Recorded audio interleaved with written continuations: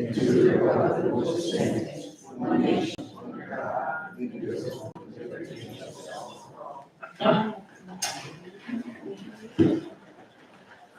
Are there any additions or deletions to the agenda? Ms. Broussard?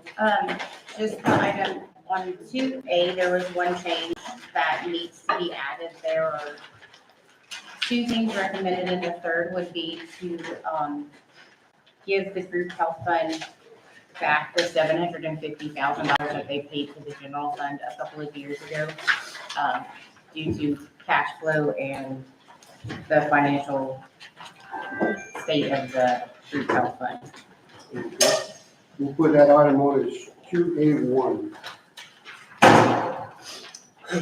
Anything else? Okay, we'll move on. Item 2A, consider and/or recommend action with regard to group health plan changes. Ms. Broussard. In the packet, there were two recommended changes. We have Marcy from Lividity on Zoom to go over the first one, and then Stacy here from Brown & Brown that will go over the second one. Okay, we have a motion? Motion?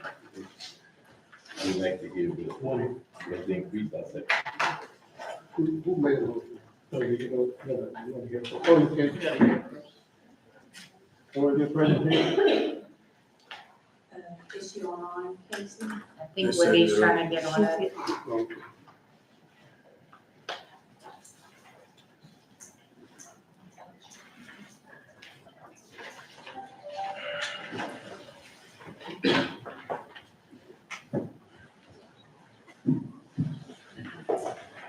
I can do the first part, Casey. Yeah, you want to go ahead and do Yeah. So, as Casey mentioned, some of the plan changes that we're suggesting maybe to, consider making. This is on this list of extra sheet. There's a whole bunch of things in the packet, but I think this was just to simplify it. What, we've been looking at the plan, kind of watching everything, and I don't know if this one is here. So she monitors the financials for you guys, every month and just kind of knowing. And so like the last couple months, the claims, been kind of on the increase, of course, with everything else. A lot of it has to do with the prescription drugs, and so we are making some modifications for that effective in July 1st. Oh, hey Marcy. Can you hear me? Can you hear? You're loud and clear. While they're trying to talk, we can see that thing is flashing. We can hear you. They can probably hear us, but we can't hear them.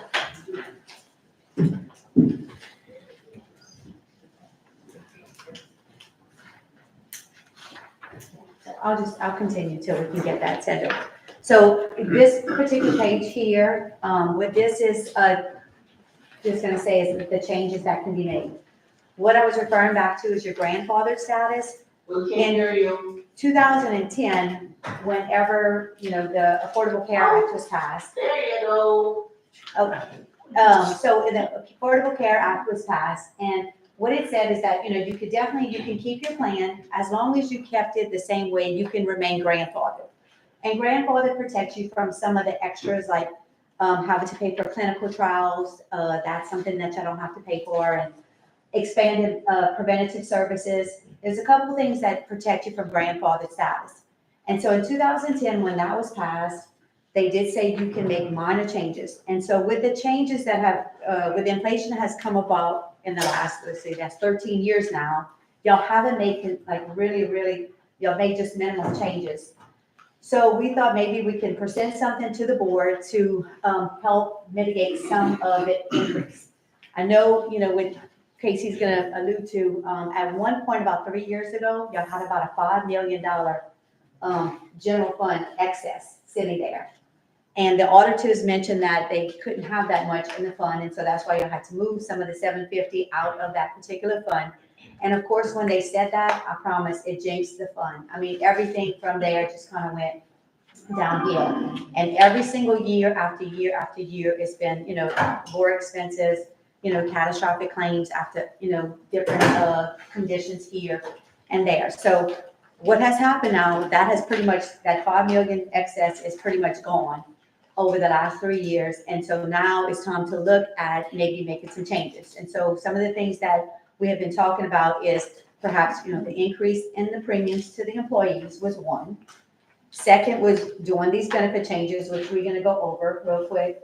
And then third is also we presented back in April, was about the RX Compass, where we put those specialty drugs on that particular program, and we should see about $500,000 savings within a year. We just did it in July, so we haven't really, that's just getting kickstarted. And what that program does, and what Marcina's gonna talk about more, is that it takes those particular specialty drugs, and we try to go out there, and well, they, as pharmacists, go out there and get the best pricing for those particular drugs. Sometimes we have a particular drug that costs $25,000 a month at a local pharmacy. But if we're, and I'll say local, could be a chain pharmacy, mainly specialty drugs are mainly done by specialty pharmacies, your CVS, your Walgreens. It's $25,000 a month. We're getting those sometimes international mail at $11,000. So it's the same exact packaging, everything is the same. Marcy's gonna mention, she's gonna go through all that. But it's like we have to find ways to cut costs to help the school board and also help the employees as well. So what we had looked at and did some, went through an actuarial to do a cost analysis. And if we made these modifications, which is, minimal modifications to your plan, it would be about a $288,000 decrease to the St. Martin Parish government. St. Martin Parish School Board. And what happens with that is, of course, we're looking back at a year's claim, back, it was 13 million worth of claims last year. We take that same, if the same thing happened this year, that's how we come up with the 288,000. Of course, we don't know, if the same thing's gonna happen, but all we can do is kind of do a guesstimate from the previous years. And so if you kind of look at here, just did like an analysis, actuarial, keep putting it together. In your packet, y'all had a lot more information. This is one page, just summarizes it. And as you can see, what it says is like if you had a tier 1 deductible, current is 0. That's for your employees going to the St. Martin Hospital here in Oshner's. Y'all had added that enhancement in 2016, where y'all trying to steer the employees to that particular facility. You did a $0 deductible, 90/10.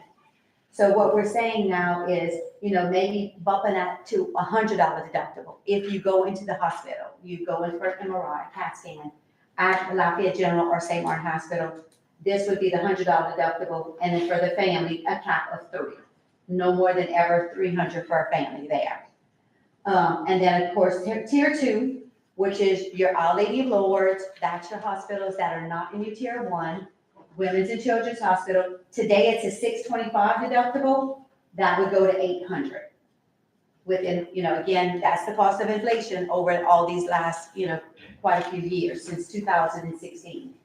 The last time you had made those benefit changes.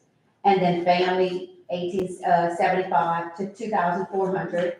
And then tier 3, that's whenever people step out of the network. They're not going to a network doctor, they're going to a non-network doctor, not a part of the United Healthcare Choice Plus network. It's a $950 deductible, that would go to $1,200, and then $2,700 to $3,600 on the family deductible. The next part is your out-of-pocket max. So if somebody went to Lafayette General today, they have no deductible, plan pays 90%, employee pays 10%. The most they pay out of pocket is $900 if they stay in that tier 1. This would bump it up to $1,150, and then again, family, as you see, $2,700, $3,450. Tier 2, again, is Our Lady of Lourdes Women's and Children's Hospital. Y'all max out of pocket on that is $1,800.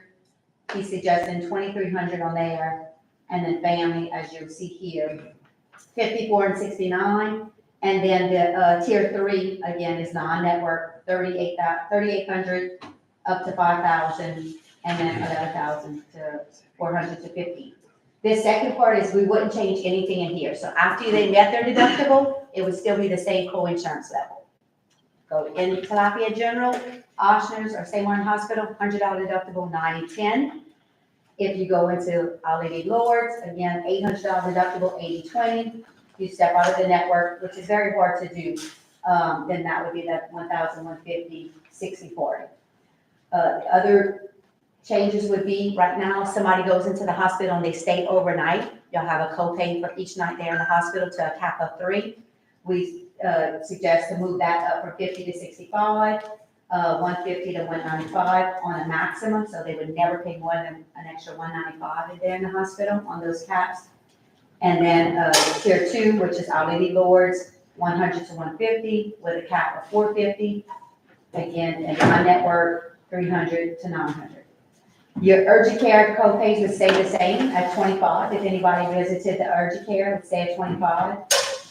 One of the things that they had suggested was changing the when somebody goes into the emergency room, they're paying $75, $75 copay, bumping up that to 90 if you went to Lafayette General or St. Martin Hospital. And then tier 2, and then tier 3, as you can see here, 390 to 120. That's your non-preferred hospitals. And then on the prescription drugs, also making some changes there. Today we have preferred generic drug premium choice from 0 up to 15. But sometimes you're just paying $2, $3, $4. It doesn't mean they're gonna pay 15. If those prescription drugs are $2 or $3, they're still gonna pay the lower cost, but no more than 15 on a generic. And then the non-formulary drugs from 50 on that one, formulary 35 to 45, non-formulary, which is your brand name drugs that are non-preferred, 50 to 70. And then if you go to the chain pharmacies, the generics will still stay at 15 because we want everybody to get the generic prescriptions. And then non-formulary would be 40 to 45, and then non-formulary 55 to 70. And then your specialist copay, if anybody went to visit their PCP right now, it's a $15 copay. That's whether they CP and specialist.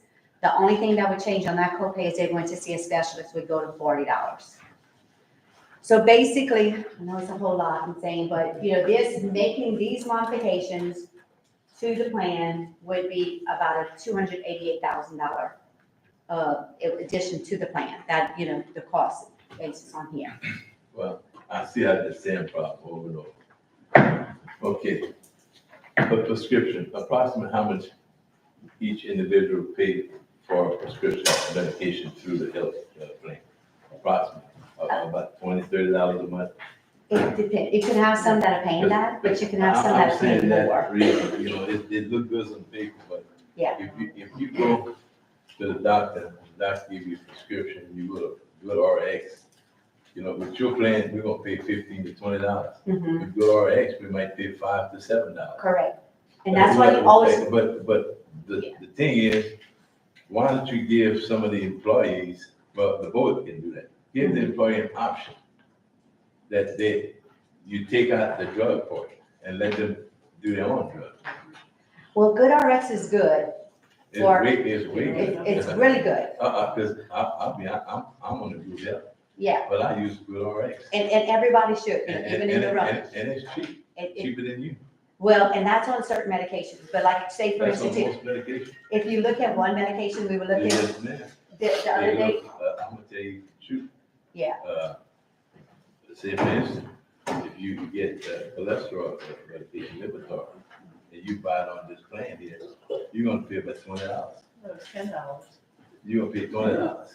And then with your RX, you might pay $7. depending which, pharmacy. but it's- I can prove that. Yeah, I got my but you receipt. probably have about 70% of the drugs that are on there, and sometimes you get it better. But like the other day, I was trying to help somebody out with a prescription drug they were on. It was $25,000 a month for that particular drug. So those drugs, that's the ones we're trying to move to the specialty. And I love GoodRx. I use it every month just for myself as well. But I don't think that you could ever carve out the prescriptions completely because there's gonna be some gaps in there. But I do believe, that's a great idea to encourage people to use GoodRx. When we do open enrollment, we tell them about it. Every time somebody calls my office, we do mention it. And I think there's a lot of commercials on it too. But this right here is, and you're alluding to something that really truly is correct, is the pharmacy that is, detriment to the policy. So we used to see where the spend for pharmacy was about 15% of the cost of the 13 million. that has risen to 40%. You have, so many drugs that are over $1,000 a month now. There's so many medications that have just exponentially gone up. And so that's where we find the cost is, and that's where Marcy's gonna talk about a little bit more about it as well. Yeah, so, She was saying? When I said my husband takes the route and stuff like that, yeah, it's expensive. oh yeah, Definitely. and I really wish, You haven't tried, you're all right. So what does a person pay for drugs You if can't it's get it. non, It's- if it's it's like- non-generic? They have to take the full Oh. medication. so like today, they would be paying 35 or 50. That would be right here. That's your two, formulary and non-formulary. If they were going to one of the local pharmacies, that would be 35 and 50. And so that would go to 45 and 70. Because you want to kind of encourage them to get to that tier 2. There should always have an alternative. And again, Some people can't take the generic. and some people can't, but that's why that tier 2, To me, that's kind of high. yeah, and that's $70. It's up to 70. Up to 70. If it's But less they than might 70. not pay that much, but it's up to 70. It puts a cap that if that drug is 3,000, Mhm. which we have some people that, quite a few that own drugs that are 3,000, they are paying $70 a month. So it's just what, we kind of did a different Oh, that's a modifications. cap, is what you? That's a cap. That's a cap. So like, just say for instance, you look at a drug, Dupixent, anything that y'all see a commercial on the, about, you can bet those drugs are gonna be anywhere from $3,000 to $10,000, Jardians, Dupixent, anything that you can sing the song because of the commercial is gonna be, commercial. you gotta pay those commercials. And they should not be able to advertise that way, that's your doctor to decide. But for those particular ones, it would still be the $70 copay, so again, it's hard to make, like, modifying the plan, staying grandfathered, but giving y'all enough wiggle room on getting, some money back into the fund.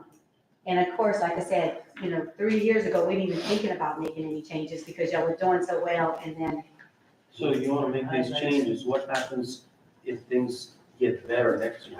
Will we go back and help our employees out again? and yes, you certainly could. Because you could always go back this way with grandfather, we had a wall. Y'all can do even a lot more than this. But when we sat down with Casey and Gwen, as a group, we said, what would be the least amount, we can get somewhat back, but not hurt the employees Right. to the extreme. You could do a lot more and still stay grandfathered, but we just don't think it's doing it too much So we at can one lower time. all this in a year if our fund picks up? Absolutely. So it's not a problem? No, this is just if it has to be temporary, Every year. but with inflation, you know how that typically works. But you could, if the fund starts turning around with the different changes y'all make, then absolutely. You can always go back down on the premium, go here. And we're hoping with the RX deal is that we really truly see some progress with that as well. I seen where, the insurance was in a deficit for 7 years. And what the board did was kicked in $250,000 Mhm. for approximately 2 or 3 years until the insurance, medium out. So, that would be a good suggestion too. The board would kick in. If you recall it about 15, 20 years ago, the board was generous to kick in $250,000 for The about 4 or general 5 fund years. has a $1.2 million deficit right now. I don't think that would be the wisest choice for us to What make. have a deficit? The general fund. Oh, we know that. So I don't think that would be the wisest choice when you can take small chunks from here and there and not affect anyone. And that's person the fund. deficit that you say we have a $1.5 million deficit. That's for the budget for the year. For the year that just ended and the year that we're projecting. So, So, in that essence, I see where we was in $1 million or $2 million deficit and with zero, surplus. We still have a surplus aside the deficit. And that's when the board was generous to always keep these fundings in regardless. That's the budget, but we still have surplus in the, We do. Not much. The spendable portion is shrinking every year, so I would be cautious on how you move forward on spending that. well, I seen that, I seen where it was zero. And it come from, a deficit of $2 million to a surplus of $36 million. You know, all that, it's surpassed, you know, this board here's gotta take care of business. You don't worry about the future board. You know, you always take care of business and things are gonna happen regardless. Okay, so this presentation that she's gonna give is with the changes. It's on the This- number one.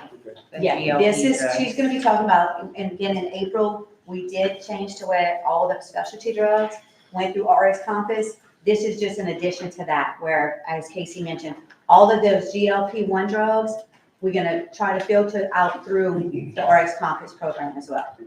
Okay. So how much would the premium be going up to? That'll be the next item. We'll go And we over have that. that. Oh, okay. So we'll go over that as well. Okay. Is that ready? Okay, hey, Marcy. Once and now. Marcy disappeared.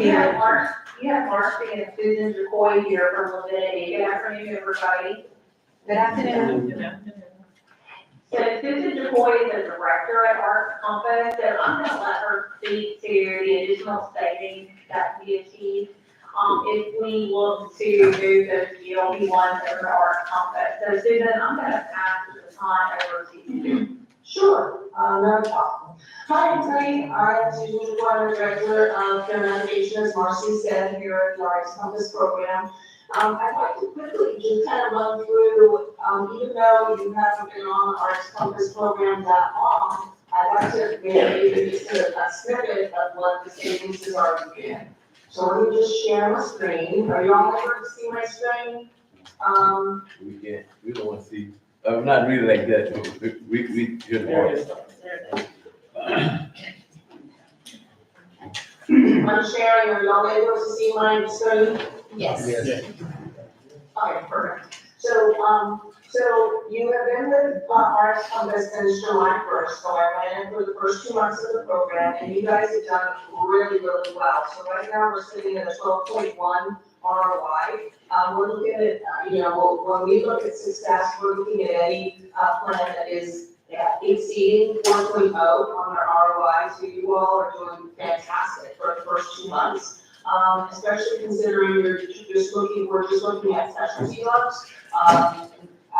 for, your, population. So right now, we're sitting at, net fees, just shy of $125,000 savings for that first 2 months that you've been with the RX Compass program.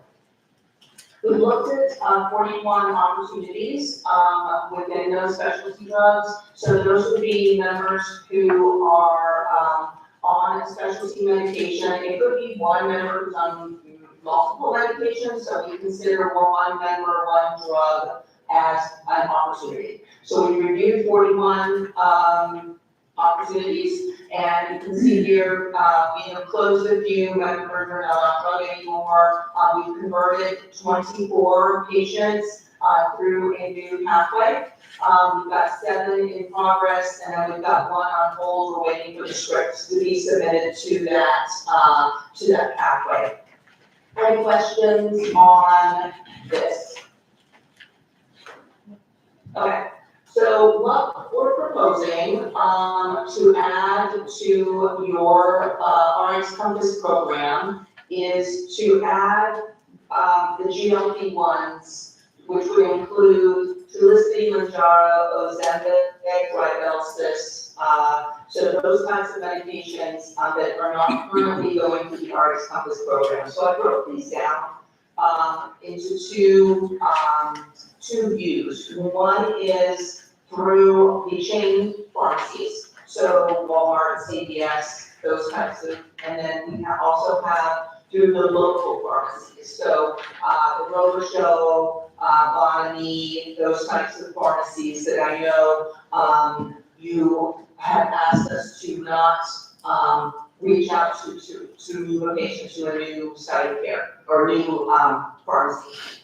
So On the, so going through the brand, GLP-1, list of patients, I pulled a report to determine how many do you have on, one of those, types of drugs at the chain pharmacies. Right now, I'm showing with the data that we have, that you would, save approximately $318,000 annually just for moving those members who are on the GLP-1s to, through the RX Compass program. So those members would typically either run through our variable copay program, which is the coupons, that you get through, the GoodRx, or through, very few through our international pathways. Through the local pharmacies, which I know you all are very interested in, there were quite a few patients who are on the GLP-1s. Again, it's the Trulicity, the Mounjaro, the Ozempic, the Rybelsus. And we estimated there would be savings of about 262,000 annually for those members if we were to move them through an RX Compass pathway. So total, if we were to add the GLP-1s for both the chain and the local pharmacies, we're looking at about 180,000 in savings. Any questions? You said we're gonna save $180,000, but why are we increasing some of the price of these drugs? I'm sorry. We're trying to break even. I did not hear that question, I apologize. You say that we are going to be saving $180,000, but we are increasing the employees' copay to some of these drugs. Actually, we don't want to make money as an insurance company, because we're self-insuring. We're not Yeah. trying to make money. If we're gonna make, save 180,000, then we wanna try to break even, we don't wanna save it. Right, and if they're really not familiar with the price increases, that was the actuarial. That's a separate, this right here is Yeah. separate. But this is just for the GLP-1 drugs, those particular drugs. Yeah, the actuarial is the one that said what you can do to save money on the benefit side, if y'all like to do that. So that's, yeah. Now, their GLP-1s, again, what they're just asking to say is like, if y'all would want to approve those to go through that RX Compass, the last time y'all approved it was for those specialty drugs, those 3,000, 20,000, those drugs. Those particular drugs typically cost about $1,100 to $1,200.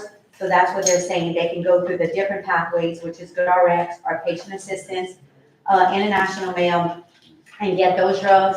And together between local pharmacy and chain, somewhere is around that 500,000. I think we were looking at one time just at the chain pharmacies. But you have to decide if we just say all GLP-1 drugs need to go through the RX Compass program. And that's gonna get y'all that savings. That's a benefit to the employee too, because they have programs that can either, they don't have to pay a deductible at all, or there's different things that benefit The employee as well, because they'll find the right pathway, as what we had talked about a couple times on, like helping my dad out. They'll find those patient assistance pathways that if you don't know about it, they're not telling you about the GoodRx or the manufacturer coupons. And that's what they specialize in. They specialize in finding you what's the best rate for the school board and for that employee. And so that's what we would suggest, is say all GLP-1 drugs, let that just filter through RX Compass. You're already paying RX Compass to do the work, because that's when we set up that MERP back in April, and we set up that plan, and you're already paying them the money.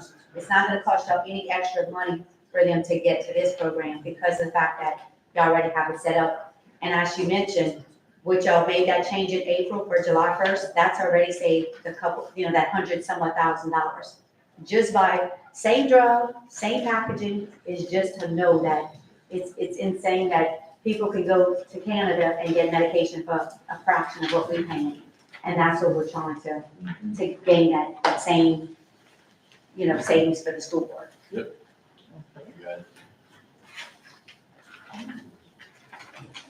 And then the next piece of it would be the premium. Well, any other questions for Marcy or Susan? Okay, thank y'all so much. You are. And we would like to, do like, 6 months, a follow-up with you guys, like in 6 months, what's the savings too, to kind of keep y'all up. This is what they're saying, but we want to make sure that, we continue to see the savings that y'all gonna have y'all return on our investment. And the only other thing I did want to mention too, whenever we, thank you, when we did also implement RX Compass, y'all also had voted on approving Noon. Noon was good, because at one time we thought about maybe helping pay for the GLP-1s through the school board, and then when we did that analysis, and we said that would cost y'all about 1.5 million to let people use it for weight reduction. Some people are using it now for diabetes, which that's what they're there for. So we looked at that, and it was gonna be too much. So what y'all had approved was the Noon back in April. And Noon is just a weight loss assistance program, kind of like a Weight Watchers. It's an app that helps employees. So far, we have 97 employees that have joined. It just started in July 1st. So we sent out communication, we're trying to get people on. But so far, we were excited to see that so far 97 people have joined in and trying to do healthier habits. But we're gonna continue to do the outreach, continue to do the videos. We're sending them links through HR to get to all the employees. And again, this is anybody covered under UMR, under the medical plan, and their dependents, 18 and older, can join Noon. And I'm enjoying the program. I like it. They let us do it as a pilot program. So just giving us good feedback, why we do what we do, what our habits are, because we always kind of like go back to our old habits. So that's what they try to break you out of, and giving you a lot of recipes and good ideas. They cut a code, everything for you to eat. You got to stay in the green, the yellow, and the orange. And in the beginning, my orange was always this good, and I thought I was doing really good, eating a lot of nuts or different things, more sweet vegetables, grapes. Well, they are good for you, but in moderation. And this is what this thing does. It helps you to know why, we should be eating the greens instead of the oranges. So that, again, we'll keep y'all posted on that as well. And then Casey, would be about the premium. It's two separate items, so we would need to vote on Okay, do I have a the motion? first item. I'd like to make a motion that we accept that plan, and also, kick in 125, half of the $250,000 until, that insurance, rate is at a surplus. I'm not sure. And where would this money come from? The general, from the budget, general fund. I know, but what are you offsetting? If you want to give that money from the general fund, what are you wanting to offset? Or I'm not sure I understand. Well, You wanna put it we towards get the it from our deduction? surplus. I know, I understand that, but what of the benefit changes are you wanting to reduce in order to Well, get money well, from the general fund? in that case, then we're gonna have a study and see what, being that our student ratio is down, we might wanna probably eliminate a few supervisor position, director's position. That's a different We'll discussion. come back to the drawing board on that. Okay, We need a vote But on like, it. for the deduction, you wanna like, maybe, instead of doing $100, you No, wanna do 0? Keep it as is, but we keep in 125. But where you wanna put it though, is what she's saying. I say to what the group health. Because if you look at the group health, we rank individual, we rank fourth. The individual with one dependent, we rank number 1. And we might need to change some of them categories. Individual, married, we again. We're the lowest we in the rank surrounding one. parishes. Well, I'm just saying what I'm seeing. I'm looking at the chart right now. I know, we're the lowest premium is what I'm showing you, even going Yeah, up I in see our we rank- premiums. We we're- rank 1 with individuals with one dependent, or several dependents. But we rank 4th as individual, say if you're a teacher, a custodian, you have insurance. We rank 4th out of those 5 parishes. But they're still all very comparable within a few dollars. But it still makes a difference. Some people leave just for the insurance. Some people come to the school board just for the insurance. Benefit wise, honestly, St. Louis Parish School Board has the best, the most generous offerings that, you know, you can ask some of the teachers that Right. come on. Y'all really do have a good, y'all did a great job of I'm looking at. comparing that plan. Premium wise, yeah, it might be, you know, like four, but benefit wise, there's no plans that have, oh, yes, very much so. And, you know, we were working on a local school board account, and I guess that's where we kind of just want to sound the alarm to make sure, you know, all of a sudden they were doing pretty good, and then all of they had $11 million deficit, and it'll probably turn into 13 million. And that's what we never want to come to the board just a little too late to change things. And it would be awesome next year if we come back and say, guess what? The little things y'all did, let's move them back. But I don't have a problem with your proposal. Yeah. My Okay. problem is we trying to get at least come out of a deficit with insurance. You know, we Yeah. took out $700 million the last time. We didn't set no money aside, you know, so what I'm saying is Where did we move the money to? we give it to the employees. The 750,000 that y'all put aside.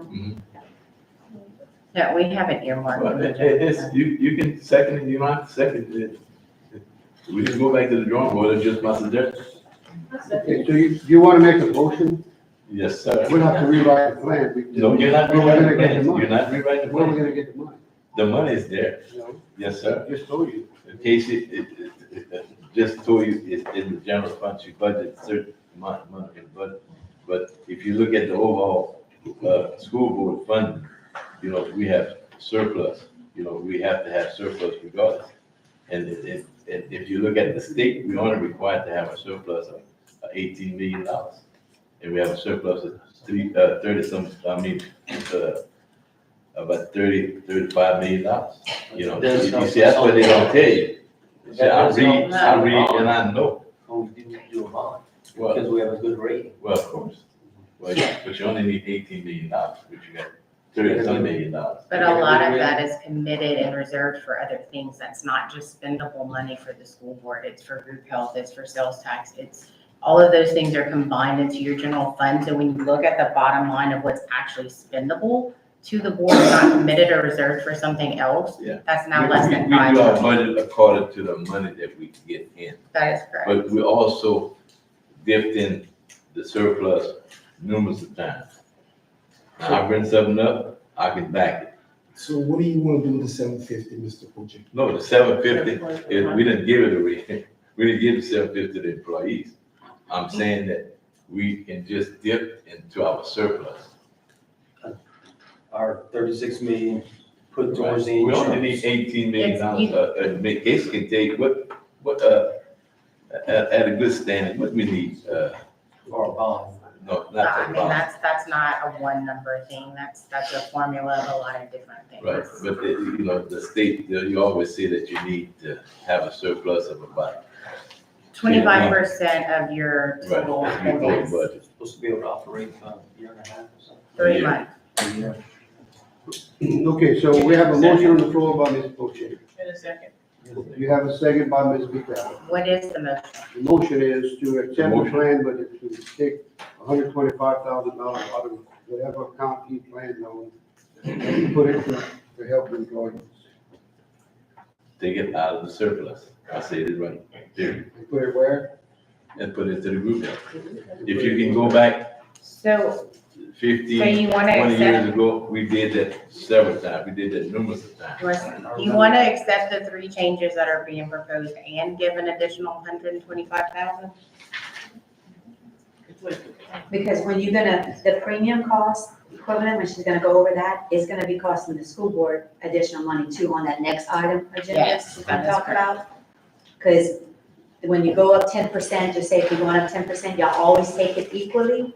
So that's gonna be another cost, Well, To you the didn't say that. division. You didn't that's say on her that. next item. Oh. Yeah, that's, I think I'm that's. aware, but I'm gonna say I'm really gonna chip in. I'm pretty sure with insurance, we had an insurance committee that we disbanded about 15 years ago. But once the board was running insurance itself, I would tell you what, that insurance was well run. When you let other people run, just like some projects. But when the board ran those projects, it was well ran. When you put outside individuals, they rip you all off. this board got ripped off for $20 million. I'd like to make a supplemental motion. Okay, And just like for the insurance, That we I can tell you right now, we had insurance when we ran this insurance. okay, I have a substitute motion by Mr. Fuji to accept it as it is. I have a second. I'll second. Let's go on the substitute motion. What?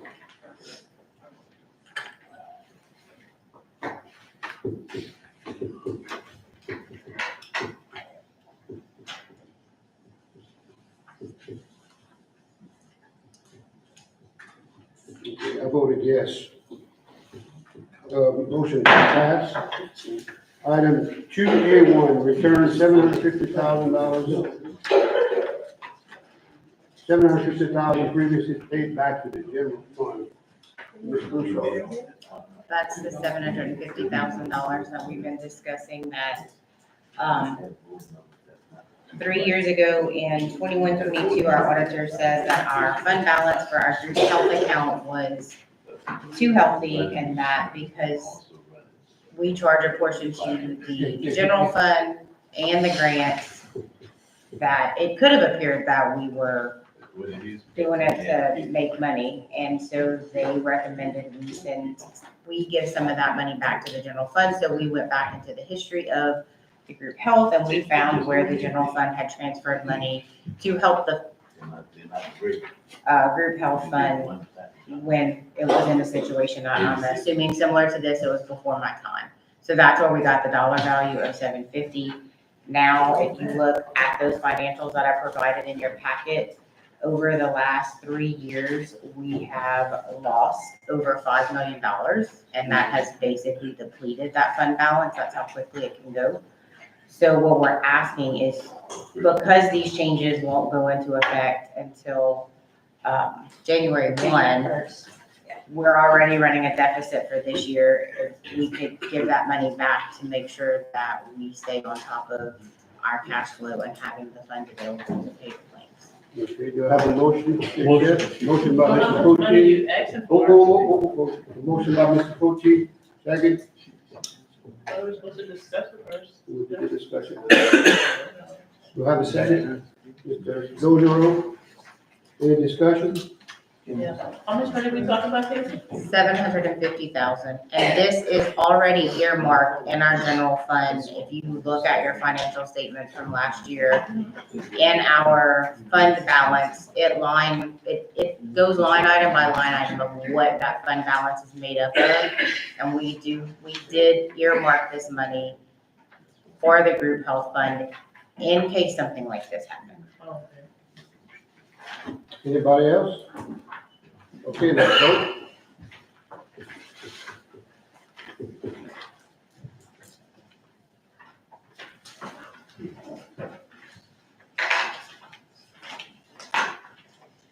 I voted yes, motion passed. Item 2B, consider and or recommend action with regard to group health rates. Ms. Broussard. So just another way of bringing more money into the group health fund is by increasing the premiums. And like Stacy alluded to, the employee pays a portion and so does the board. And so we would go up 10% on both of those. For an individual person, it would be $21, employee and spouse $43, employee and children $40, and a family $60. And what I did is I looked at surrounding areas, and Wendy, if you don't mind, can you put that up? I looked at our premiums compared to the surrounding districts, and Mr. Coche was correct. In the individual category, we are fourth, but they're all very comparable.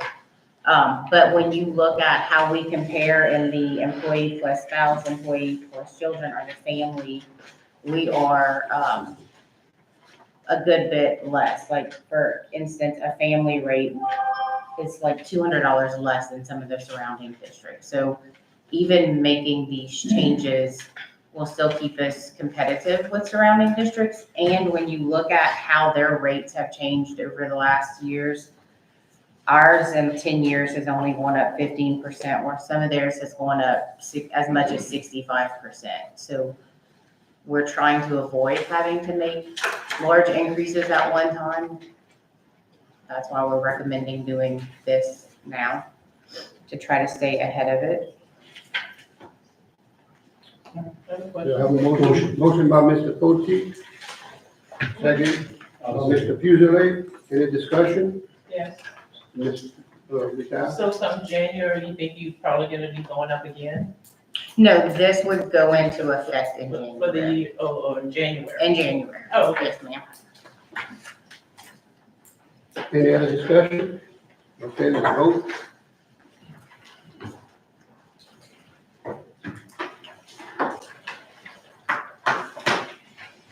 Motion passed. Item 2C, consider and/or recommend action with regard to loaning St. Martin's Senior High and Junior High band $42,000 for band equipment. Yes, Mr. President, if you see there's an additional item that was added to your packets in reference to the use of the equipment as well as the method of repayment by Mr. Wilson, who is in charge of both the band, St. Martin Junior and St. Martin Senior High. So at an annual rate of $4,200, he would pay back, or the schools would pay back the loan, which was given to them for equipment. And I think the biggest issue is that the lack of equipment, kids don't have the equipment to be able to have something to practice with as well as use individually. They're actually sharing equipment. And a lot of the equipment, as you know, is expensive. It's changed a lot over the years. And this is just one step in trying to bring back the two bands to the prominence that they once had. So, Motion. I second. Motion by Mr. Cochi, second by Mr. Cochi.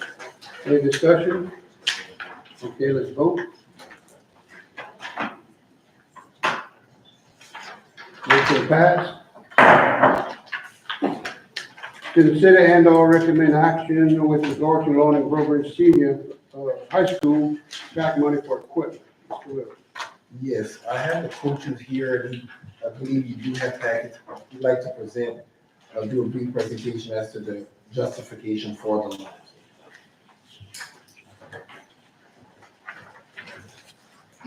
Yes, ladies and gentlemen of the board, thank you for having me. My name's Coach Philip Guidry. I'm coming to Brobridge High School. I began my journey to Brobridge in March after spending numerous years at Westgate High School. Moved to Florida for a year and found home back in Brobridge. And upon coming to Brobridge High School, one of my first assessments was to notice the equipment and the shape of the condition it was in.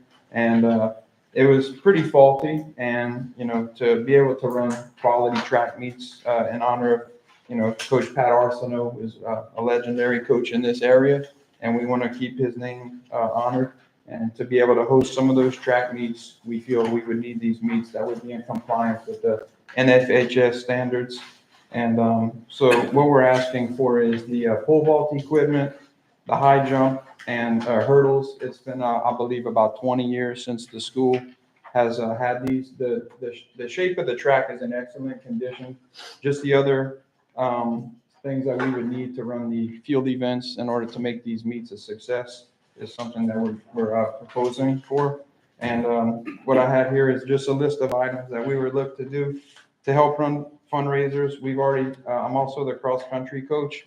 And in a matter of 5 days, we raised close to $3,000 doing this Red Zone fundraising app. That's with about 10 kids. So we're working with all the coaches at Brobridge and trying to, build the program to, legendary status again, and get more kids to come out. So with more kids, we'll get more of those kids going into the Red Zone app, and they ask for donations from family, friends, and whatnot. So we don't feel like that would be a problem to get the money raised in order to do it, but it's just such a big upfront cost. I've got 3 bids from different vendors. New Heights Gyms, they're representing a company called Ritchie, and their warranty is far greater than the Gill Athletics that is on the other 2 pages. So their total cost comes up to $58,000, whereas the other one, Gill, I reached out to another vendor, And there's VS Athletics totaled $68,302. And then the last one, I reached out to a BSN Sports, which is a company, they do a lot of team sales. Theirs was way above $85,000. So Ritchie Athletics is very comparable to these. They've got great warranty. Theirs is 13 years for the pole vault and high jump, 25 years for the base of the hurdles, with 10-year for any other, like the crossbar that may break, they would replace that for 10 years. Whereas Gills is a 12-year, and they only honor a 5-year warranty for their hurdles. So again, we're trying to pitch this to you all right now so that we can, I've already got 2 track meets in the works for this year, and we're also looking to host a district championship here and potentially have the possibility of bidding for regional championships. But this can only be possible if we have adequate equipment to do such a thing. So this is what we're asking for your consideration for today. So I appreciate it. Second. Motion by Mr. Boucher, second by Mr. Duriel. Any discussion? You want to go with the 58,000? Yes, sir. That would be the Ritchie's brand from New Heights Gym. He's a vendor out of Liberia. He's Shane Lulu, who coached his daughter to the Olympic trials and the Olympics. She made it. And he's top notch with this stuff. So the warranty, I think, is what far would exceed what Gil could honor. And their price is much cheaper, and it's very good equipment. ARCA and Youngsville just received their equipment, and it's very nice, and they're now state of the art. So I think we can be very competitive and comparable to any other school in the state with that equipment. So we appreciate Coach, it. do we have some storage facilities when we're out of season for this equipment? Yes, sir. So we do have in the backside, so we would be able to maintain this. So, keeping it up to date and out of the weather and out of the elements. Right. They do come with covers. So when we are in season, we do plan on keeping them covered whenever we're not using them at the practice or the meet sessions. So that would be something that's great. Yeah, okay, let's vote on it.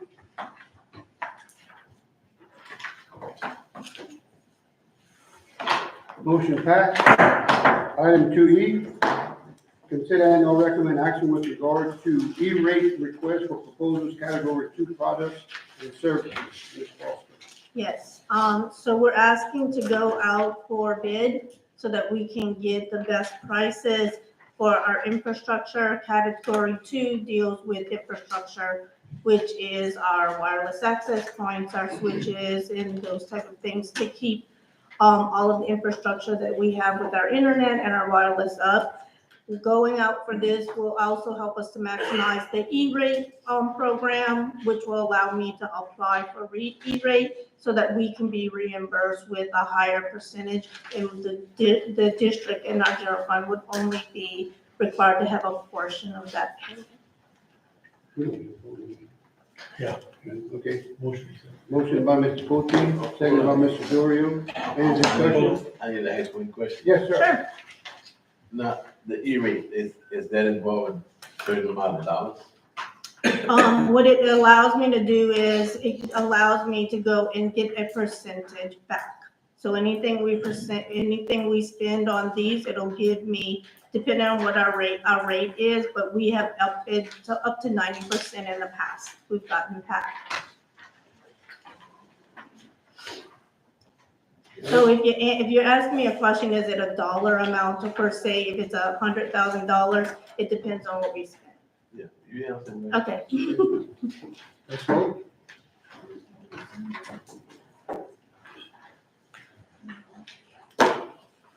Motion passed.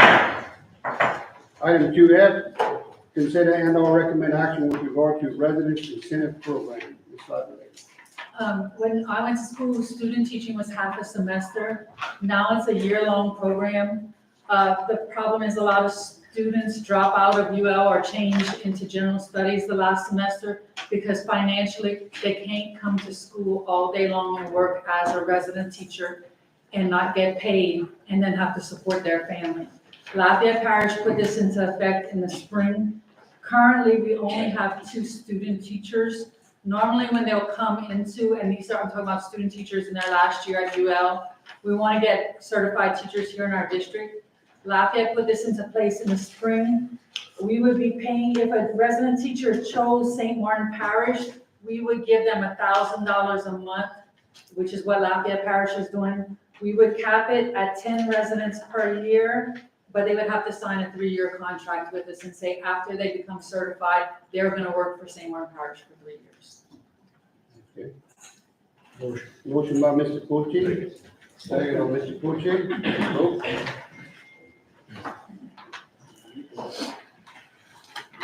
Motion passed.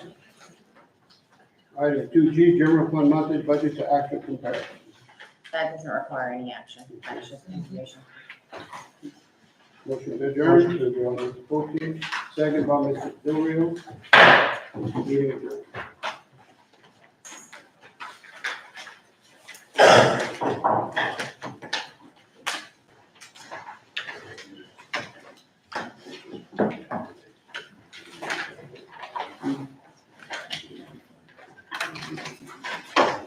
All right. You start up here. I'd like to call the regular board meeting of September 4th to order. Mr. Wilkins, please lead us in the prayer and pledge.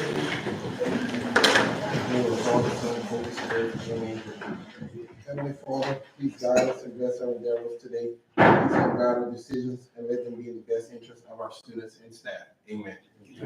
Father, Son, and Spirit. I pledge allegiance to the flag of the United States of America and to the republic for which it stands, one nation, under God, indivisible, with liberty and justice. Do you have any announcements? Acclamations? I have announcements and acclamations. Mr. President, recently, our former magnet coordinator, Ms. Jessica Landry, stepped down and moved into another role within the district. And we advertised for a new magnet coordinator. And after interviewing several candidates, we were fortunate to select Dr. John Downs, who's coming to us from Lafayette Parish with a wealth of experience operating a magnet school there. So I'd like to recognize Dr. Downs and say welcome aboard. He's been doing a phenomenal job.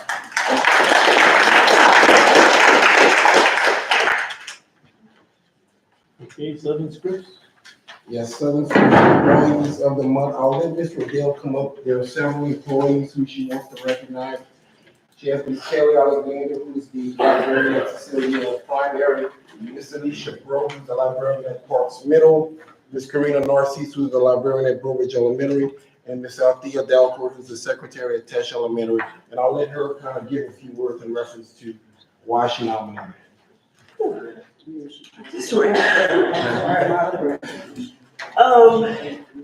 These ladies, I call them my trusty assistants. Every year since 2015, I facilitate a technology boot camp for the district. They've been there most of the years. There's not a thing that I ask for that they don't do. They register participants, they teach classes, they provide tech support, they run errands, they serve lunch, they clean up. Anything that I ask, even before leading up to the date of the boot camp, they're texting me, what time do you want us here? A lot of times they dress alike for the boot camp with t-shirts or whatever. So the boot camp has been successful, not just because of anything that I've done, but I have a lot of help. And you're looking at the faces, and I'm sure if you attended the boot camp, you've seen their faces. So you know that I'm telling the truth. So I really appreciate y'all. I couldn't do it without you.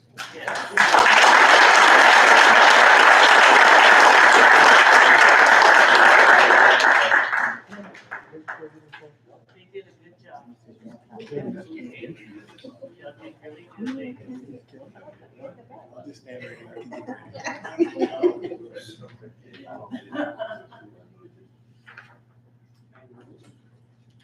Congratulations again.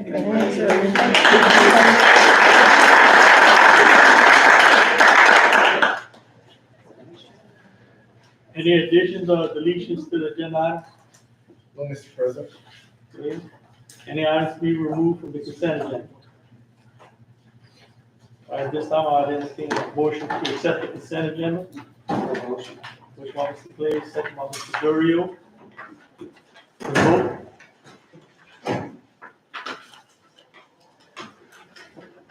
Motion passes.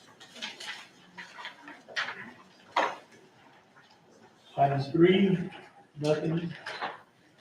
Finance Committee recommendations. At this time, I'll entertain a motion to accept the Finance Committee recommendations. Motion. Motion by Mr. Durio, second by Mr. Clay. Look, I'm not going regular, if you,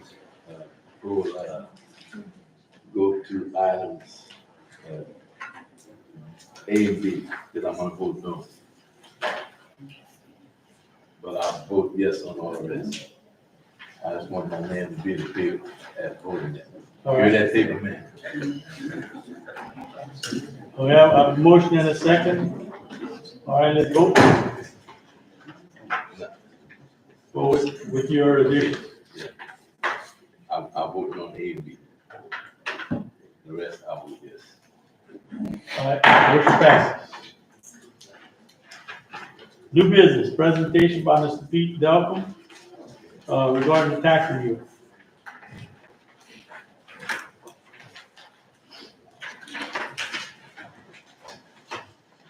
See, how's your job, man? It's stretching me a little bit, but I'm gonna be okay. It's harder than here. It's different, it's different. I don't wanna put myself into a position, let's just say You it's would different. get a challenge. Yeah. You know, I wanna thank y'all for allowing me to come and speak to y'all about the millages that are coming up for renewal. The people that are here also, thank y'all for coming. Basically what we have here, call it a millage, it's a tax renewal. And I want to stress that all of these millages are renewals.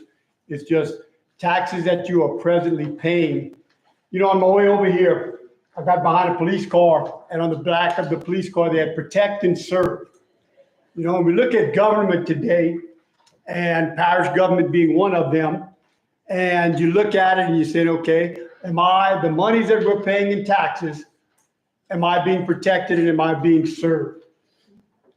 You know, and a lot of times you look at your paycheck and then you look at that stub and you're aggravated because there's wasteful spending, there's things that you're not in agreement with. You know, at the federal level, you have not a whole lot to do with it. You know, state level, it diminishes a little bit, but on this local level, the people have something to say about it. You know, the parish government, when we say protect and serve, the services that I'm talking about are the millages that are going to be coming up, and I'm going to give a brief presentation on each one. Roads and bridges, drainage, recreation, public health, courthouse complex, fire protection, industrial park, and the last one is going to be the library, which are going to be a rededication on the jail, and I'll explain that. You know, what we have to understand is that these services, millages, are voter driven, meaning that you have the ability, first of all, to put it on the agenda and vote on it. It's brought to you and the millage rates are brought to you. Government is supposed to come to you and say, okay, look, we need X amount for roads and bridges. We need X amount for drainage. We need X amount. And these are the millage rates that are given to you. And it's driven by your real estate, your property taxes. Okay. Now, what's happened over every 4 years, these property taxes are assessed or reassessed, and your millage rates and your taxes are driven by that. And it just so happens that this year, with the reassessment of the taxes, your real estate values went up. So therefore, if the millage rates stay the same, your taxes are going to go up. I'm going to bring to your attention, you've probably gotten in the mail from the tax assessor showing that your rates, what the sheriff is going to send out to you in November, and the taxes that you're going to need to pay on these millages are going up approximately 20%, 20 to 25% across the board. I need you to remember that the millages that you're paying in regards to parish government all perform a service. each service being critical into the services that we give to you.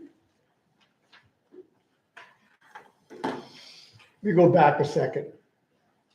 What's going to happen is, basically, with the millage rates going up, I sat down with my CFO a couple of months back, and we took a look at our budget, and we took a look at what our expenditures are, and we took a look at what the services that we give to you in regards to the millages that you pay. And knowing full well that these millages are going to go up, I sat down with him and we took a look at the numbers and we said, can we keep it the same? Can we decrease our millage rates, keep exactly what the people are paying us now and not increase their taxes, and give the people of this parish the same services that they were given before? He said yes in some areas, and he said no in other areas. I said, well, you know what we're going to do? We're going to tighten our belts, and we're going to decrease our millage rates to where parish government millages are not going to go up.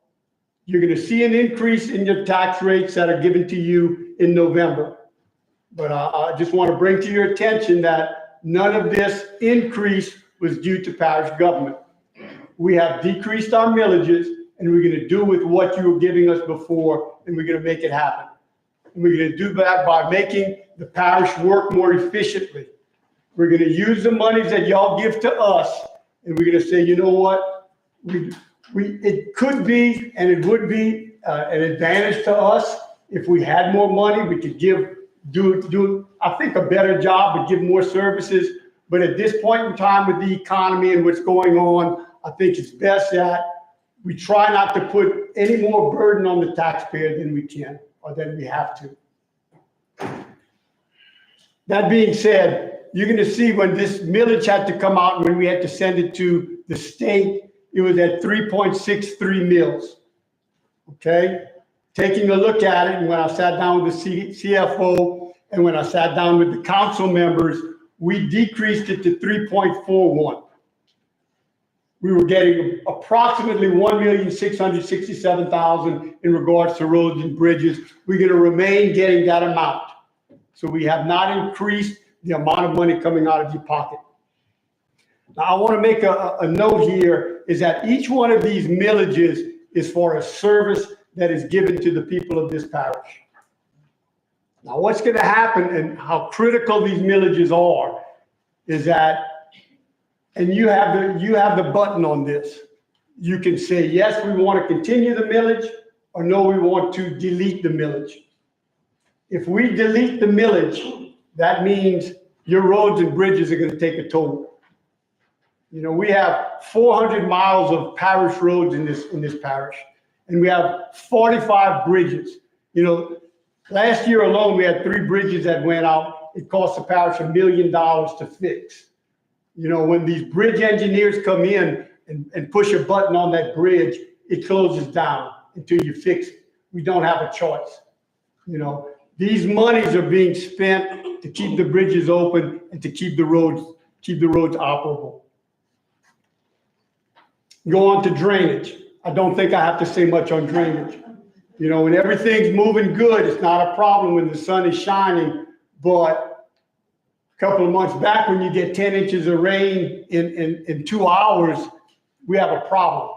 You know, our job is to make sure that even in the midst of a storm or in an emergency, that we've kept these ditches and these drainages and these laterals open. You know, we have the amount of laterals and canals that we have in the parish of St. Martin is 600 miles. You know, you can drive from Breaux Bridge, Louisiana to the east coast of Florida, and that's about 600 miles. And that's what we have in this parish. And that's what our public works department keeps open so that the drainage is operable. Thank you, Mr. Clay. Mr. Clay here is one of the individuals that makes that happen. Very, very integral supervisor in our system. Recreation. Again, it was 1.02 mils. We decreased it to 0.96. Recreation, of course, you educators in here know the value of recreation. You know, we need to be able to continue using our monies and our tax monies to keep the kids occupied, both in the classroom and in the physical activities outside of the classrooms. This is one area in which you're going to see that happen. You know, when I drive through Breaux Bridge or I drive through Cecilia and see the parks full of kids playing baseball, that's your money, that's your taxpayers' money working. You know, we're in the process of, we're talking to a system out of Broussard and out of Lafayette to see if we can get a soccer program started here in St. Martin Parish. You know, so just know that full well that when you see these things happening, when you pay that millage or when you click that button in that booth, it's going towards a purpose that's very functional and actually needed. Public health. This includes your health units in St. Martinville, Breaux Bridge, Cecilia. We have an area. You know, you have the kids that need vaccinations. You know, you have different federal programs, your WIC programs and so forth, that is all going through this public health system. You know, things that you don't see. You have the animal control structure, shelter that is run through public health. You have our mosquito program trying to keep down. Of course, you're seeing that now with the West Nile and so forth. In fact, I had an active conversation with mosquito control, who we have a contract with, to make sure that we're doing proactively everything possible to keep the people of St. Martin Parish healthy. It comes out of this right here. You know, so put a stamp in your mind as to what your actual, when you pay that millage or you pay that tax and you click that button, you know, what your monies are going for. Courthouse. When we say the courthouse, it's a courthouse complex. You know, when you say the jail, you know, people think of the sheriff. However, the jail itself, the actual facility itself, all of the prisoners, all of the expenses, all of the travel expenses, all of the drug expenses, all of that comes out of St. Martin Parish government. You know, your annex, your tax assessor, you know, all of the individuals that work in that annex. This facility is taken care of by St. Martin Parish government. The house that we live in, the St. Martin Parish government house, that comes out of us. You know, so we have these courthouse renewals. Again, it was 2.08. We decreased it to 1.96. Fire protection. Need I say any more? You know, I've been involved both personally with a fire in a shop that I had, and then a couple of years ago, across the street from my house, a house going up in flames at 4 o'clock in the morning. Believe me, you don't realize what these guys do. These volunteer fire department individuals coming out, risking life and limb to keep us safe. You know, Mr. Brody Miller, I want to go a step further. A couple of years back, Parish of St. Martin, Parish government, we reconsolidated and we took our fire department and we upgraded it. You know, it used to be 13 different kingdoms. We have 13 fire departments in the parish. Well, we consolidated this, brought in one chief, one fire chief. You know, now we have a hand on inventory. We have a hand on spending. We have a budget. We have moving forward what we're going to need. We have a intermediate. We have a 1 year, a 5 year budgetary, you know, put on the table. It's run like a business now. You know, my hat's off to Mr. Brody and what he's brought this fire protection and the fire department under. The industrial park. Back in the day, if everybody remembers Martin Mills, the industrial park and the water system was built to facilitate mainly Martin Mills. And since that time, Martin Mills has moved on, but the industrial park has taken on additional clients, so to speak. One being Asuka, the sugar mill, very integral in regards to the parish taxes, parish employment. You know, the sugar industry, you can't go anywhere in St. Martin Parish and not see sugarcane. The water, which an exorbitant amount of seasonal water is run through this mill. You know, you have another probably a dozen individual vendors that participate in this, and one community of Catahoula, all serviced by this industrial park. Without this millage, $693, last year was $650, this would have to come out of general fund. I'll bring it to your attention, we're in the process of trying to consolidate our water systems in Catahoula, the industrial park, in the city of St. Martinville. We used ARPA funds from the parish, $3.4 million of match money, to go towards a $14 million grant, federal grant. We're in the process of, with the economy of numbers, trying to bring these three entities together to where we can more efficiently upgrade everything and make this water system of that area of the parish run as one. If we can get this thing done and we can get this thing going, I foresee in the very near future, we can delete this industrial park millage from the parish. At this time, it's a very needed millage, but I foresee once this new water system and this new water district is up and running, we'll be able to take a good look at this and delete it from the call for saving you money. Last but not least, we have the library.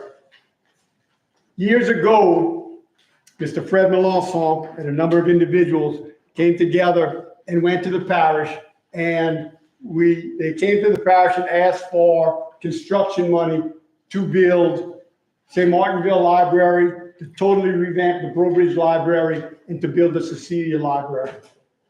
In addition, they had a Parks Library that was in use. So they came to the people, and the people gave them adequate monies to build these and construct these libraries. As time went on, the bonds were paid, and as we're looking at this, the millages were collecting more monies than were needed because the construction bonds had been paid off. So we took a look at it. 4 years ago, we rededicated and split the millage. There were 2 library millages. One was split 4 years ago, 50% going to the parish, basically paying the DA and other systems, and half of it going to the library. We have the second millage coming up right now, and we're looking to split that millage. 30% going to the library and 70% going to the next item. We need a jail. The jail that we now presently have is over 40 years old. The history of a jail historically lasts 30 to 35 years, and the jail is 41 years old. Parish government takes care of that jail. It costs us at least $700,000 to $1 million a year to equip the prisoners and to take care of the facility. We need a new jail. We're trying to go to Baton Rouge, get a capital outlay project of $40 to $45 million, of which parish government needs to come up with a 25% match, which would be approximately $10 to $12 million. My contention with these other 7 millages and hopefully this jail construction, I think, and I know we can do all of this, and I don't want to ask any taxpayer of this parish for one additional dollar. We can do it restructuring what we have. We can do it by tightening our belts, and that's what I'm proposing. So come November, you have 7 millages on the board, and then December, you're going to have this 1 millage here. Remember, the millages are government services. You hold the keys to this. Hold me accountable. If you see that the services that you're being given in these millages are not up to what you feel, you tell me what's wrong with it. I can tell you, hey, look, this is what I can do. I can't print money. I got to use the money that you give me to make these millages and make these services the most efficient possible for the people of this parish. So I'm asking, when you go out in November, when you get in that voting booth, remember the millages, but it's not just a tax. It's a service for the people of St. Martin Parish. I just got a question to ask you. I was in a heated conversation with that 30%, 70% on the jail facility. if you look at the area of St. Martin Parish, you know, and I said that several years ago when we tried to bring a trade school here. You know, I don't want to see a jail in Breaux Bridge, but to me, every time I need to do some type of business, I got to go all the way to the other side of town. And I live in the city, halfway in the city. That's, you know, we need to start focusing. I think if you decide to maybe talk to the people who's in charge of the jail facility, that they probably look at locating it somewhere in the Breaux Bridge area, or maybe the Parks area. You know, too many facilities in an area where it shouldn't be, you know, and we changing as time, you know. That's the only. Well, back in the day, if you remember, the jail used to be, and I'm aging this because I remember it, was at the top of the courthouse. Right. And then the jail was then built, the facility that was built to where it is now today. The new facility, we're looking to bring outside of, into a rural setting to where it's not going to involve any community. And it's in the planning stages. I'm not gonna go any further than that, Yeah, but not in the city. it's no, sir. In fact, where it is right now is not only not, that the facility is not functional or will continue to be functional into the near future. However, in the middle of, say, Martinville, where it's at, is not a very good location. So we're looking to upgrade that to take care of that problem. How long do you think it's gonna take to build it? To build the jail, first of all, we gotta get the capital outlay approved. If that occurs, monies would not come available for another year. And then you have a year of planning and design. And then you probably have another 2.5 years of construction. So if we get the ball rolling, if this capital outlay is approved next spring, you know, you're still 3.5 to 4 years away. You know, that's 3.5 to 4 years where I gotta keep the jail that we presently have functional in the hopes of moving it. And really and truly, if we miss this train right here, you know, another 5 years or so past that, I really think the jail is gonna be, you know, we in need of some total upgrades in this thing. And the answer is not as an upgrade. The answer is we need a new jail. We need a new facility. We have some opportunities and we're trying to exercise those opportunities right now. Mr. Poteet, that young man had his hand up for about 30 to 40 minutes. Yeah, yes, I saw that and I was in the middle of the presentation. Yes, sir. During your health slide, what is this parish doing about children, and I'm talking about junior high school children, vaping and smoking? As far as the position of parish government, I don't care about the position of parish government. I care about the students in these schools.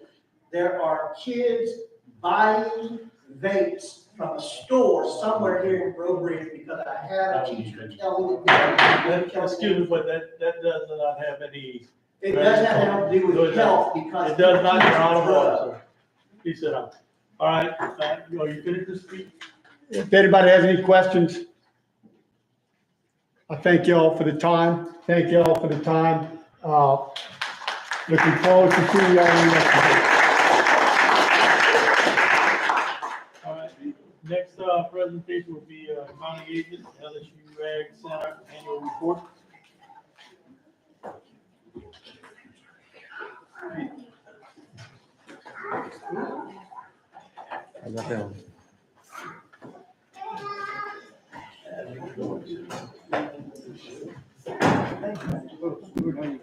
Good, how y'all been?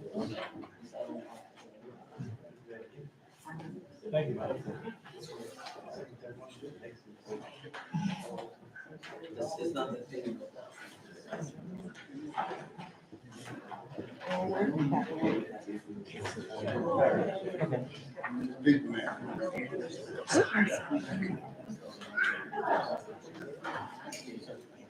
Okay, I think most of y'all are familiar with me.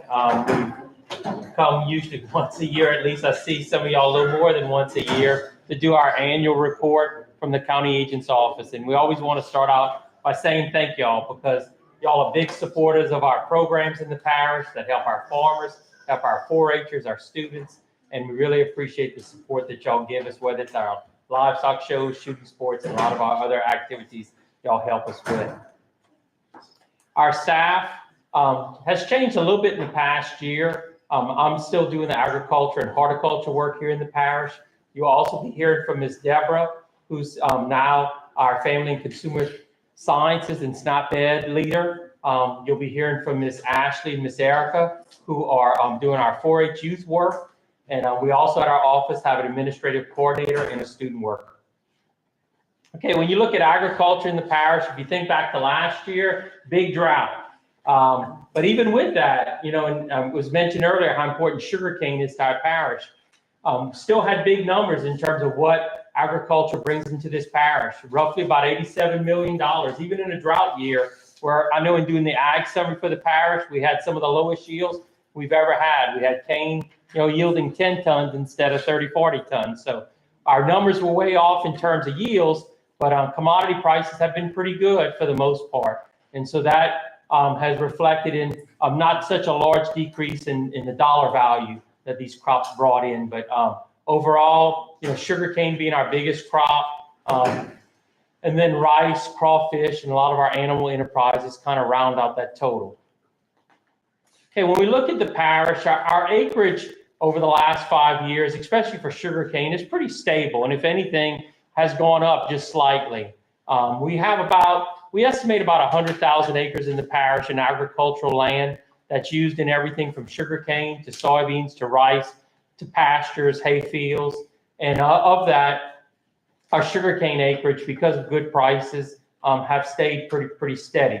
Soybean acreage has been declining a little bit. A lot of it has been mostly, for the most part, been trouble in harvesting the soybeans. We've had issues like a year like this. All this rain that we're getting around harvest time makes it very discouraging to farmers to take a risk on soybeans because they're not as cheap as they once were to grow, and definitely hard sometimes to get those in the combine. And then rice acreage has been pretty steady as well. Okay, what a difference a year has made. Like we said, last year, kind of doom and gloom in terms of our yields on things. We were worried about not having enough hay to keep our cattle and horses going through the winter. This year we have ample hay. I drive around, people trying to sell hay. We have more hay in some ways than we can cut. Sugarcane has pretty much all been planted now. It's coming up, it looks real good. The crop in the field, the mills fixing to start, I think around September 17th. Looks real promising. Hopefully we won't have hurricane or any early freeze that'll mess it up. But the price of sugar is good, and the crop out there looks real promising. So keep our fingers crossed on that. I want to really thank y'all for the help that y'all gave us with our livestock barn.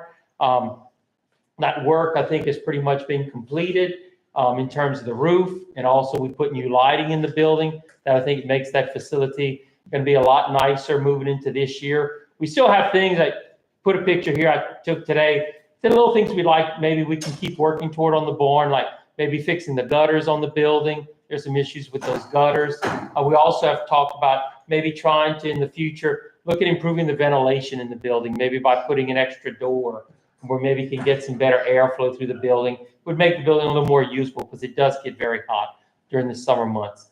And with that, I'll turn it over to Ms. Deborah to talk about her nutrition programs. Okay. Thank you. Good evening, everyone. My name is Deborah Tegetchian, and I am a relatively new employee here at the LSU Ag Center. I've only been working here about 3 months, and you may remember my predecessor, Jessica Randazzo. And you'll see some of the work that she has done here if you look up on the board.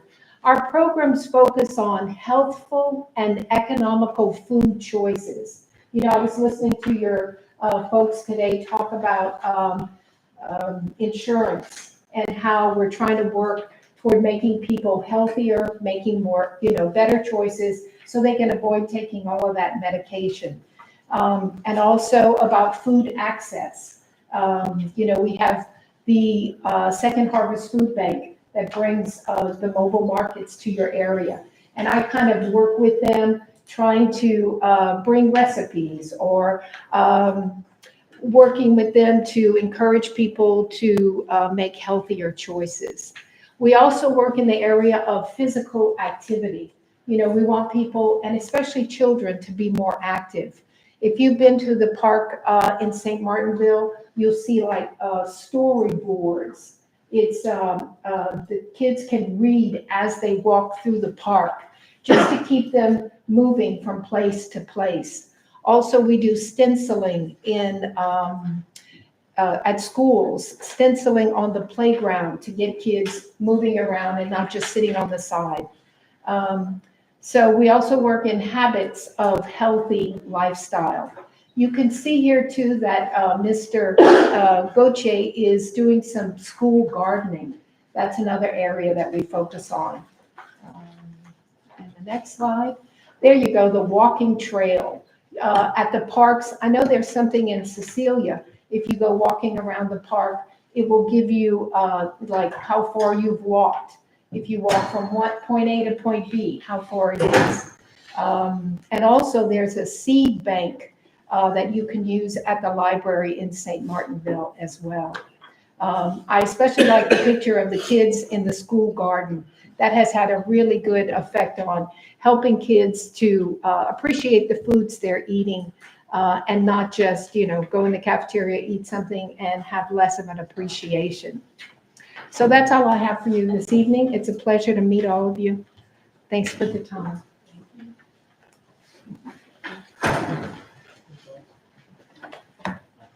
Hi, next, my name is Erica Poirier and my coworker Ashley East. We're the 4-H Youth Development of the parish, and our overview is healthy living, science, engineering, and technology, agriculture, citizenship and leadership, volunteer development, and life skills. Those are the major topics that we touch on throughout the year.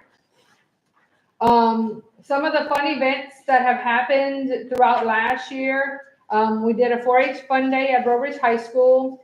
We did a go bag workshop this past summer. Because of the tornadoes and the horrific weather that we kind of got that some of our kids weren't used to, we had an event and we partnered with our nutrition agent and the house, and we did a go bag workshop. And they did a like a pillow, like a no-sew pillow, and just certain things that they could pack in the instance that they had to evacuate. So they got like a little canvas bag and a couple goodies to go along with that. And we had a couple Bon Ami and Piggly Wiggly of Cecilia. They kind of donated a couple items to go, like hygiene and stuff, so that those things could kind of stay in their bag. And they could just pick it up if they had to get in the closet, or, you know, just pick it up to leave in a hurry. Also, we had our livestock show, challenge camp, fall fest contest, summer camps, our 4-H university, which there's a picture of those two events there. And we had our honors night at Breaux Bridge High, and we'd like to thank Breaux Bridge High for being very cooperative with all of our requests for even the Achievement Day as well. Okay, this year, our educational focus for Clover Buds is going to be pollinators. We're going to kind of expand on what we did last year, and we're going to cover ants, bats, bees, butterflies, and hummingbirds. And we're going to bring like an ant farm, what the bee house kind of looks like. And then for 4th through 12th grade, we're going to do exploring agriculture. That seems to be an interest in the kids of our parish. And we do have several school gardens going on throughout the parish, in parks and in Breaux Bridge. So, and then we've got a request from the STEAM in St. Martinville. So we're going to kind of reach out and figure out what we're going to do on that. But gardening seems to be an interest of the kids. And I know a lot of them have grown up with grandparents and parents that have gardens in their own backyard. So we're going to just expand on that. And then our junior leaders, we will, which is our 7th through 12th graders, we will talk about financial literacy. We're going to help them have plans for success. Which way to pay? Do you pay cash or do you pay with a debit? Or do you pay with a credit card, especially if they're gonna charge you like 4% when you go and swipe that card? You might wanna whip out a little bit of cash and pay at the grocery store, especially if it's just by $1.25. So we're gonna talk about those things that the kids are, encountering these days.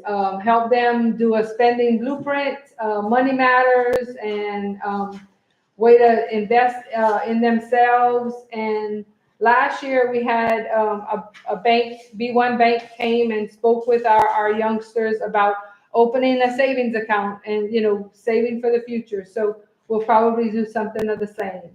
And then our service learning focus is hunger and poverty.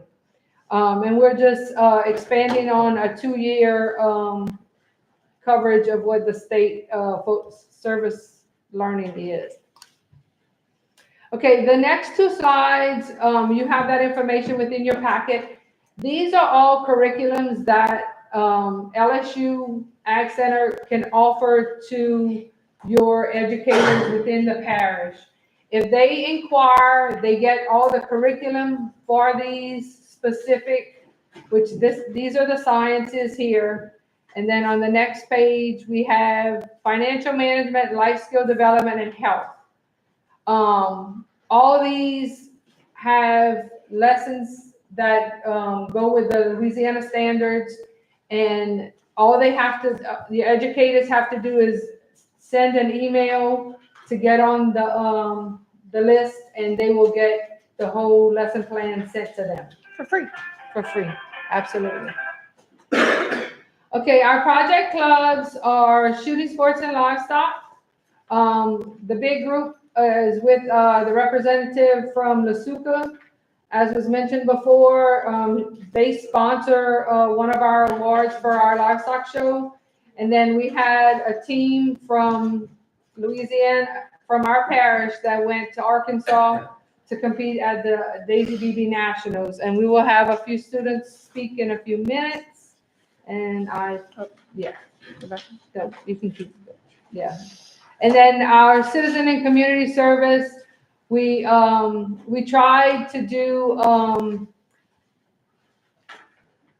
hygiene bags for the homeless. We brought them to the pantries here in Breaux Bridge and the St. Teresa Center in St. Martinville as well. And that's it. Okay, then we have a few kids to talk to. We brought a few of our representatives. Good afternoon. My name is Olivia O'Brien. I am a senior at Cecilia High School. And I've been in 4-H for coming up on 10 years now. And being a senior is bittersweet in a lot of different ways, but especially when it comes to this program. I've learned so many life skills, leadership skills, ways to serve my community, and so much more. Being the president of the Junior Leader Club has taught me to be a leader, but also a follower, and how important that is for teenagers and just growing children. Being on the state citizenship board has given me the opportunity to help communities around Louisiana and to truly make a difference. Every single part of 4-H has been welcoming and supportive for every dream that I've had. And it's a really big part in helping kids blossom into future leaders. And I'll be a proud 4-H'er for life. And I thank you for letting this program to continue to flourish. So thank you.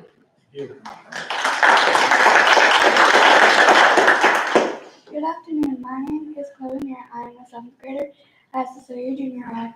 I've been in 4-H for 4 years. 4-H gives me the opportunity to learn new things by working on projects, keep a record of the things that I do, and make new friends. I've competed in a lot of different contests and won ribbons and awards. I went to summer camp and had so much fun. We got to do so many activities there while making memories I'll never forget. I feel that 4-H is making me a better person, friend, and leader because of the things I'm learning to do. I hope to be able to continue to have 4-H in my life for a long time. Thank you. Hello, my name is James Goche, and I'm a freshman at Turlings Catholic High School. And I've been in 4-H for this will be my 7th year. And I just wanted to thank y'all for y'all support and allowing me to compete all over the state in shooting sports and livestock. And I've won many awards, and I probably wouldn't be the person I am today without y'all's support and 4-H's support. Thank y'all. I'm Corinthian Peril, and I competed in the Daisy Nationals competition, and I won a gold medal in the sitting position against 95 players, and I scored a 98 with seven goals.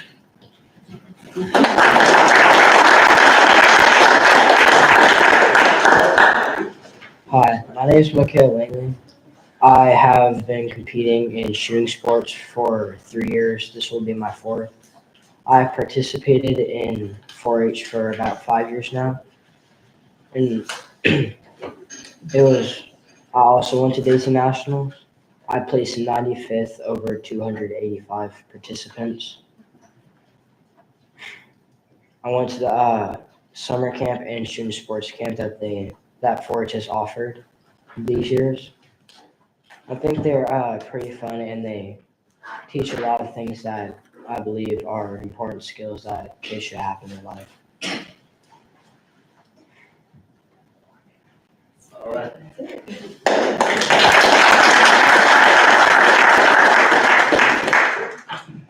Y'all have FFA. There is FFA, and Right. FFA has merged with 4-H now, so they all have one program leader, which we're on the hunt for a new program leader, by the way. But I don't know if Brobridge and Cecilia High both do. Yes, and They one of do them have- doesn't have, Yes. one of them does. say one of them never had a FFA. So that's where 4-H comes in. We just have a slide that says the Ag Center mission is to help the people of Louisiana improve their lives through an educational process, which uses research-based knowledge focused on issues and needs.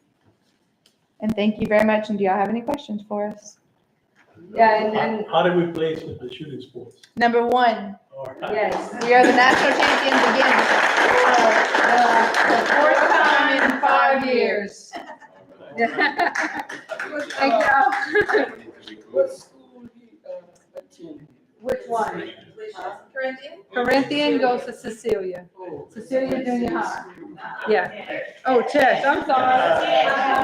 And his team is on and won the gold medal. Wow. All right, thank y'all very much for the presentation. All right, this time I entertain a motion to go into executive session. What we got? Miss Laura. What? Oh, see, I'll put a check, I'm sorry. That right now, we have a presentation by Miss Laura Gilliland regarding Kiwanis Club of Brobridge. Sorry, I almost skipped you. Well, y'all are probably eager to get out of here. No, we're not eager, we got all night. We can even, we got it tomorrow. I just put a check in wrong. I'm happy to see 2 ladies on the board. And I was an educator for 35 years. Most of my time I spent doing middle school discipline, and I ran LEAP summer school for 22 schools that had LEAP failure and ascension. And now I've become actively involved. I've been retired 17 years with Kiwanis. And why am I a member of Kiwanis? Because Kiwanis helps children.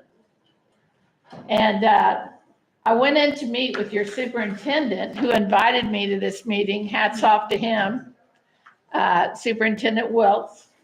He said, you need to come to our school board meeting. His secretary says, well, she better not talk too long because we already had 3 speakers. Anyway, we have Kiwanis has been around since 1915. And it was an all-male organization until 1987, when they finally got wise and brought in some females. They say an average Kiwanian impacts the lives of 106 children a year. The club we started last Wednesday night, once it gets rocking and rolling, will impact 2,650 children. So that's why I'm in Kiwanis. We have a giant umbrella over several service leadership programs. One is Young Children Priority 1, and that's the womb through age 5. Then we do K-Kids at the primary level. We do Builders Club at the middle school level. And the gym in the Crown of Kiwanis is the Key Club. Key Club is the world's largest high school service organization. We also do Circle K at the college level, and we do adults with developmental disabilities. And it's called the Action Club, and it's spelled AK, K for Kiwanis, Tion. So if you look on this handout, you'll see all of our service leadership programs. Then on the flip side of that, you're going to see other programs that we sponsor in the schools. We have Terrific Kids, but we don't go after the best kids in the school. We try and find kids, maybe Johnny is always choosing to do the wrong thing. But he goes out to recess one day and he breaks up a fight. Well, we go in to celebrate that. I don't know if any of you remember Harry Wong was the leading authority in education when I was an educator. And he said, whenever a child does the right thing, you've got to celebrate it. And that way the child will be successful. So we do that Terrific Kids in the schools. Then we also do BUG. And BUG is bringing up grades. But again, we don't go after the honor students. We go after the C, D, and F students. And we say, if you can bring up your grade one letter, we're going to celebrate you with maybe ice cream, pizza, maybe a framed certificate, a little gift card. And it usually happens when we do that, the kid says, well, if you think that was good, wait till next time. We have 2 camps that we send kids off to, and we provide scholarships for these camps, and they are called Key Leader. This district is Louisiana, Mississippi, West Tennessee. We have a Key Leader camp in West Tennessee, and we have another one in outside of Baton Rouge at Estruma. Now, at those camps, we take disadvantaged, timid children, and we send them off to camp for the weekend. Now, I taught public speaking in school when I was an educator, and I could never do what these guys do with these kids. At the end of a given weekend, these students are leaders. They get up in front of the group and they speak, and to me, it's a magic show. So you ask why I'm in Kiwanis? Because I want to help kids. And I try and walk the walk and talk the talk. And I'm hoping that you guys will too. And follow in the suit of your superintendent. He said, when I met with him for about 5 minutes, he said, well, I don't see why we shouldn't be a member of this. And I thought, hats off to him. I've recruited a lot of superintendents. I've opened up about 50 clubs since the pandemic started. And I am proud of what Kiwanis does. So I appreciate your time. I appreciate you sitting there for 2 hours and then adding me to your agenda. That's all I've got. I hope I didn't go too long. Okay, at this time, I need a motion to go into executive session. Motion by Mr. Clay, second by Mr. Marlon.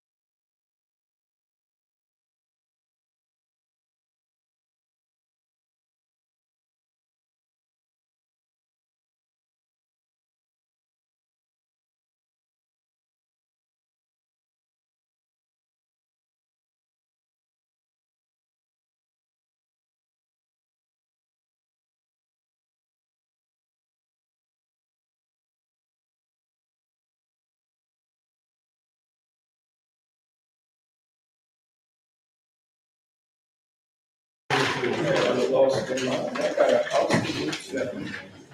it's almost 7. All right. If the regular meeting, please come back to order. I need a motion to come out of executive session. Motion. Second by Mr. Coche. All in favor? Aye. All right. We have one item to vote on, and that's to abolish position of maintenance supply emergency technician. Another motion. Mayberry, second by Mr. Clay. Any discussion? Vote.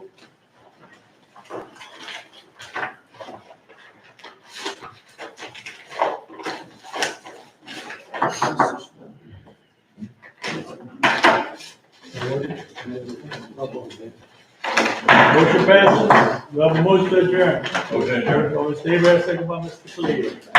Meeting adjourned.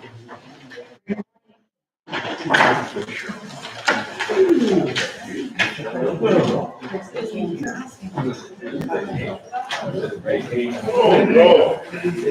You're right. That's why I went. Yeah, I went for 8 years. I never seen it.